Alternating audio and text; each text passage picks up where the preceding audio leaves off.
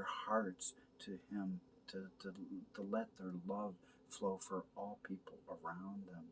And so perhaps you hear Him saying, love is everything. Um, Show love to all people and accept me as love. Perhaps you hear that because He says the joy is an inside job. Open your heart and He will come in and help you to be a more loving person. Or you might also just picture Jesus walking through villages giving money to the poor, saying, just believe in me. Obedience is no longer necessary, nor are any kinds of work. Just believe in me.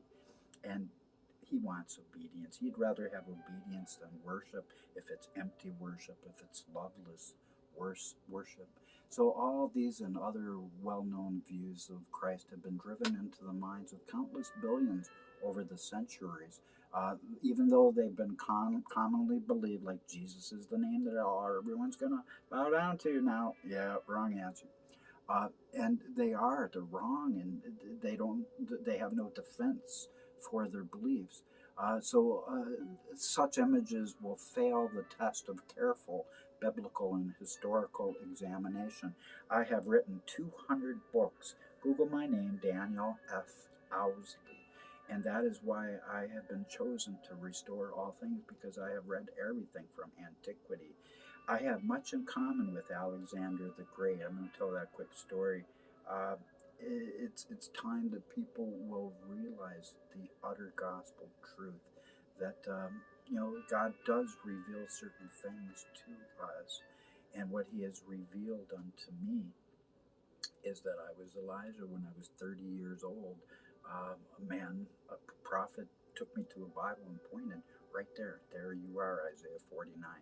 Everything you do is going to be in vain. Verse 4, that was never Jesus. He did nothing in vain. He did not die in vain, and He did not live in vain. And His message for the brotherhood of man was not in vain. The living word, His message of unity was not in vain. He knew He was sending that unity to His end time revelator, who is Isa, Yeshua, um, uh, inspired. Let me add that word. I'm not Jesus. But who is Elijah? He's the Mahdi.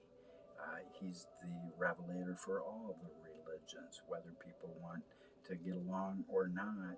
So, unlike anything ever imagined, we may now get along in the sandbox together if we will just raise our hands to heaven. And so, whatever you think you are, if you're an alcoholic, I ask you to become a Muslim alcoholic and bow down unto love and peace and be submissive unto that and flow with that. Include prophecy in there. You have no ground to stand upon, people of the book, unless you look at the prophecy that you are expecting.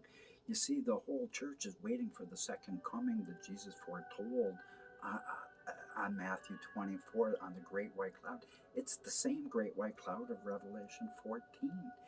Him on the cloud sending forth His everlasting gospel, the sickle of His word, the restored revelation of His love, that He is the revealer of love, and that He is the sower of the seed of love, who has overtaken His reaper. There is nothing that I need to do, because He has done absolutely all of it.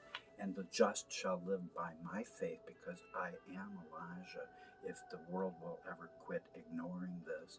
And what will happen is people will start getting along and quit being spiritual racists. I was a bigoted spiritual racist like David Wood, and I was always condemning, and so is the way of the Pharisees, those who are vipers and snakes, the toxins of their condemnation. And by the way, last thing I'm going to say, love, there has never been divine love in this world unless it is as a child's unconditional love, as a verb moving forward. And by the way, if you go 2 steps forward, 1 step back, you're still going in the right direction while you try to fake it to make it. So don't be too hard on yourself. No sin of ours will be judged except whether this light of love goes out. If the Lord threw one person into a hell, who has their faith as a little child, his word would be a lie, and the book would be toilet paper, nothing worthwhile there at all. But that is not the case, I assure you. And all the truth of the Bible is yours at this channel alone. This is the latter day mountain of Isaiah 2, and it's time that people need to embrace that which God has sent, because the truth is the word has to open because of the message of Malachi 3:1. If it does not open, then this world will be destroyed. The curse of Malachi, which is conditional, doesn't have to be destroyed, but unless we will fly in a different direction. And that's the elimination of nuclear, that's the elimination of homelessness, and the elimination of hunger. It is possible in this world. I know how to do it, but no one will listen to me or give me the time of day yet, and I'd just be casting my pearls before swine. But the truth is, time is of the essence. So I implore you to make a decision for faith and believe in the prophecy that I'm connecting at this channel, so that we can all get along in the sandbox together. So unto Islam I give you the torch. Be a trailblazer. These are the days of Habakkuk, the days when God's glory will cover the earth as waters cover the sea, as grass cover the lands, as sand covers even the most desolate deserts of Medina and Mecca. And I tell you, truly, his glory will cover the earth because of Islam. And because Islam will carry this torch, I know they will. That's what the Lord has shown me. But first, people need to understand what it is that I'm trying to accomplish. I'm only restoring biblical truth through exhaustive study and through open eyed visions.